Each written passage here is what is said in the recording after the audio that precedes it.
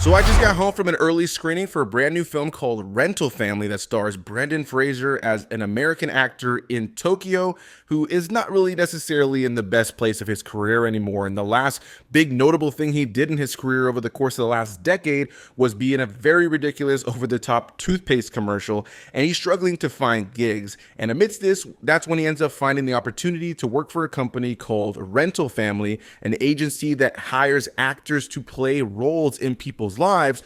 And he's a little bit, held back at the idea at first, but eventually decides to do it and starts to build these connections with his clients that do become a lot more personal than he expected, and sometimes build up some complications, specifically with the main two that he focuses on in the film, which is a young girl that he's been tasked to play her father, a father she's never met, and an older gentleman who was an older actor who feels like he's been forgotten. So Brendan Fraser comes in to play a journalist that is supposed to write a piece on him and ends up building a bond with this older gentleman as well.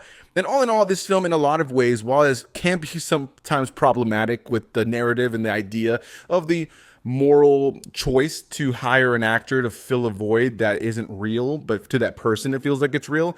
But all in all, I think this is a film that is really charming, very heartfelt. Brendan Fraser is just one of those actors I think most people just really enjoy, not only because of all the movies he's been in that have been either badass or heartfelt, but also just because if you watch any interviews with the guy, he just seems like a really kind, sweethearted kind of guy. And this movie, I think, really employs that part of him. You can definitely tell that they cast him because of the kind of person he is off screen. And so all in all, I think he's great in the film. I think the supporting cast around him is great. I think the film is riddled at times with some convenience. Oftentimes there are moments that feel a little bit cliche and predictable, and even some of the most complicated moments in the film do feel a little bit undercut because of the fact that it does feel like the hardest moments tend to be breezed over or sometimes smoothed over a lot simpler than they probably would be in the real situation. But all in all, I left this film with a smile. I think this is the kind of film that will remind you to just kind of look around at the people who fill a void in your life. It's a film about identity. It's a film about,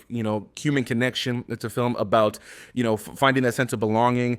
And all in all, it was just an interesting film with a unique premise, with a great center performance that does have its narrative simplicities, despite the fact that I think the premise is more interesting than how it's executed. But ultimately is a film I really enjoyed. And if you guys want to hear me talk a little bit more about it, I have a full review over on YouTube. But the question is, are you planning on checking out A Rental Family?